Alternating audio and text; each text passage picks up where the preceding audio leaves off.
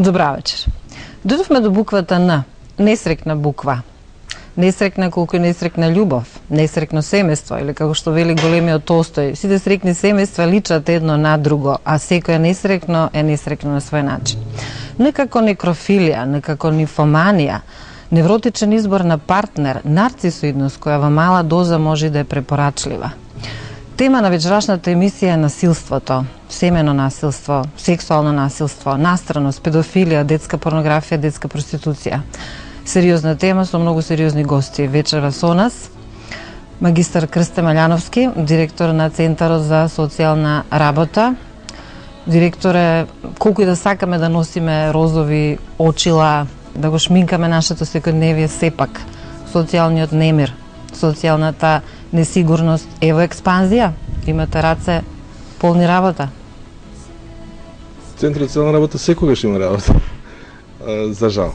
Тоа што помалку работа има центарот, тоа значи дека нешто подобро се случува во сите нива на општеството. За жал имате право. В последно време темата за која разговараме и ќе прозбориме е една од темите која е многу експлоатирана во јавноста и која предизвикува особен интерес. Како кај пошироката, така и во стручната јавност, што ни се случува, дали не се случувало порано и дали ќе ни се случува понатака. Во секој случај семејното насилство го имало, го има и ќе го има. За жал, не можеме да дефинитивно го отстраниме од нашите семејства, меѓутоа во секој случај сметаме дека можеме да го намалиме. Така. Основачот на Мегаши, кој веќе 19 години успешно ја менаџира првата детска амбасада, магистар Драги Змијанац, кога се слушавме по телефон ми кажавте да дојдам во жолтата куќа. Малку несреќен термин, зашто не асоцира на Косово, продажба на органи. Но кога влегов во жолтата куќа, видов еден таков амбиент кој буквално метафорично ме асоцираше на деца, на едно детско царство, со едни многу убави моменти од детската креативност, на секаде слики, предмети од децата, на вистина уметничкиот дојам е поголем и да отидеш во Лувр и да застанеш пред сликата на Леонардо да Винчи, Мона Лиза која е блендирана. Уживате во детскиот свет. Дали имаме право како возрастни да им го скратиме детството? Добра метафора. Значи, ние сме како децата. Еве 19 години кажавте, би рекол условно веќе сме полнолетни, ама тешко ни е да пораснеме затоа што има многу неправди кои се случуваат. Катадневно ги доживуваме и некогаш реагираме, некогаш сме немокни, некогаш апелираме, некогаш бараме одговорност, некогаш бараме сочувство, емпатија, поддршка. Не секогаш идеме на разбирање, посебно од оние кои мислам дека најмногу треба да водат сметка и грижа, а тоа се родителите, училиштето, центрите за социјална работа и сите државни институции кои се заветиле дека ќе работат во најдобар интерес на детето. Так, значи, и кога ќе забележиме дека не е така, ние реагираме. Значи треба тимска работа. Мултидисциплинарен пристап со точни, конкретни задолженија, одговорности и мислам дека околу одговорноста треба исто да поразговараме затоа што многу неправди кои се случуваат поминуваат така затоа што не се бара отчети одговорност, а нештата се повторуваат. Јас во емисијата ќе говорам и така кога не се бара одговорност, нештата се повторуваат, можеме да очекуваме следен сличен или по-трагичен настан во скора иднина. Вечера со нас е и психологот од Средното училиште Димитар Влахов, Марика Станимировиќ. Колешке драго, пуштено ве молам, од преска ве гледам сте се згрчиле. Тимска работа. Недостасува ли тимската работа во училиштата? Видете, тимската работа постои. Имаме соработка меѓу класните раководители, педагогот, психологот. Кои се понедисциплинирани, родителите или учениците? За жал, родителите. За жал, родителите. Имаме родители кои се грижат, постојано се во училиштето, се интересираат за децата, меѓутоа, за жал, ќе кажам, имаме родители и после повеќе пати поканети со писмо и лично во разговор по телефон, не наоѓаат време да дојдат во училиште. Не се виновни децата, родителите. Со нас е адвокатот Панче Евтимов, значи еве да видиме во една адвокатска канцеларија што случува. Големиот Оноре де Балзак, благодарение на својата адвокатска кариера, напиша брилјантни дела, познавајќи ги карактерите на личностите, препознавајќи ги. Во една адвокатска канцеларија се случуваат многу ситуации и разврски, судски спорови. Етиката на адвокатот е секогаш... Етиката на адвокатот може да придонесе само странката, учесникот во судската постапка, да добие правна помош каква што заслужува и каква му следува по закон. Често клиентите кои доаѓаат со проблеми од семејно насилство или евентуално од неверство и слично при развод на брак, доаѓаат со желба да му причинат болка на другиот партнер. Етиката на адвокатот е да му објасни на клиентот, да го сведе на реалните рамки, тоа што треба да добие како правна помош, за да заврши една тешка, да кажеме, и травматична состојба која се случува. За жал, кај адвокатите и пред судот доаѓа финишот. Една травма трае, не почнува со еден ден и со една минута, вообичаено е подолг период, години, така да најтешко е и тогаш да се работи со странките. Но и ви имате полни раце работа, се повеќе. И разводите и насилствата се во експанзија, за жал. Разводите од секогаш ги имало, разводите од секогаш и ќе ги има. Тие постојат различни причини за развод. Најчести и најстари се нормално неверството и насилството.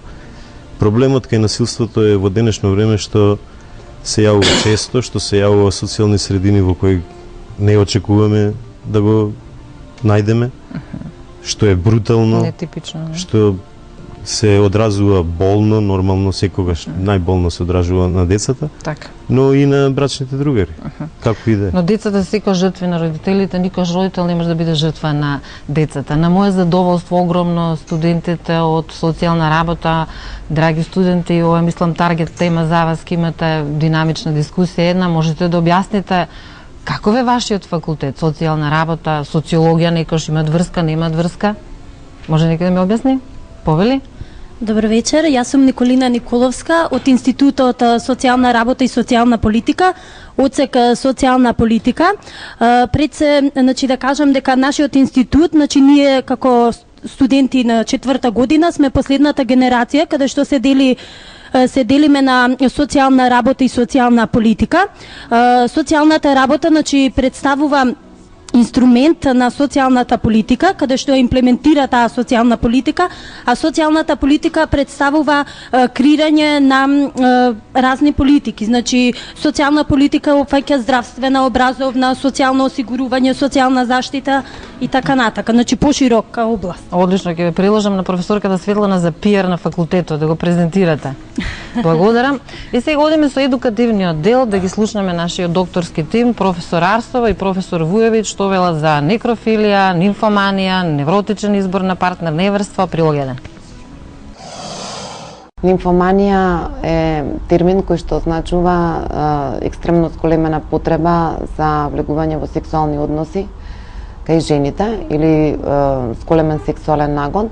Може да биде привремен, односно преоден, да се јави кај жените во периодот на касна адолесценција или рана возрастна доба.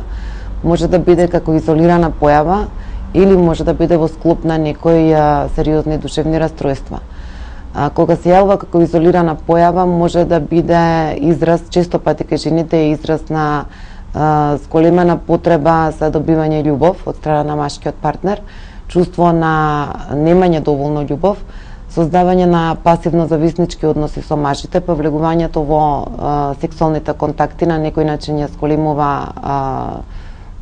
го зголемува чувството на приврзаност кон мажите, или пак може да биде во склоп на, како што реков, на некои други душевни расстройства. Некрофилијата пак е пореметување кое означува пореметување на сексуалната преференца, при што извор на сексуално задоволство или сексуален објект не се живи луѓе, туку се мртви тела, мртви корпуси, и овие луѓе доживуваат сексуално задоволство само при сексуален контакт со мртви тела, со лешеви. најчесто ги наоѓаат во мртовечници или пак откопуваат гробови, а екстремниот облик е влегување во убиства, значи доаѓање до сексуални објекти со убивање на живи луѓе и подоснежно општање со истите. Неверство. Јас многу пати знам да кажам дека неверството не е само интимна блискост, што во потесен смисол на зборот често пати луѓето го подразбираат, него во оној момент кога ќе помислиме на некој друг, на некоја друга, во оној момент кога тука некаде во нашите мисли ќе се јави чувството кое може да биде минливо, менливо, неверството е тогаш може би многу поголемо отколку неверство со партнер со кој ќе се помине една или две вечери. Јас затоа викам и често пати го повторувам тоа, дали сексуалните комерцијални работнички прават неверство. Значи, неверството се случува во нашата душа, се случува во нашите размислувања и неверството многу пати завршува како една идеализирана асексуална врска. Значи, не мора секогаш да биде врзано со интимен чин.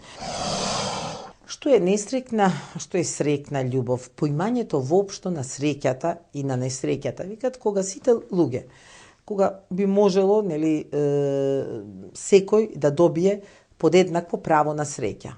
Нели, со раѓањето кога сите би добиле подеднакво среќа, кога би имало нека таква можност, сите не би биле подеднакво срекни.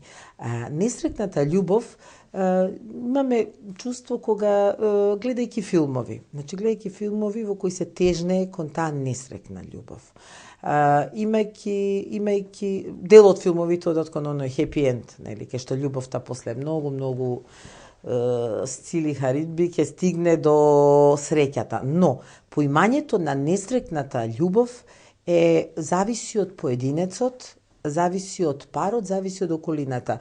Значи, што е среќа и што е несреќа е многу индивидуална работа. Нели? Секој минува низ фазата на несрекна љубов, секој минува низ фазата на срекна љубов и можеме да кажеме дека тоа е нешто многу релативно и некогаш и несрекната љубов знае во себе да носи една доза, да биде потикнувачка, да делува стимулативно, па да има една доза да делува како афродизијака, ред солзи, ред бакнежи, ред ветувања, ред простувања, ред казнувања и тоа е све несрекна љубов која тежне повторно да стане стрекна. Нарцисоидноста во мали дози и во умерени дози е нешто што е многу здраво, да се сакаш себе си. Ако се сакаш себе си, ќе бидеш сакан и од другите.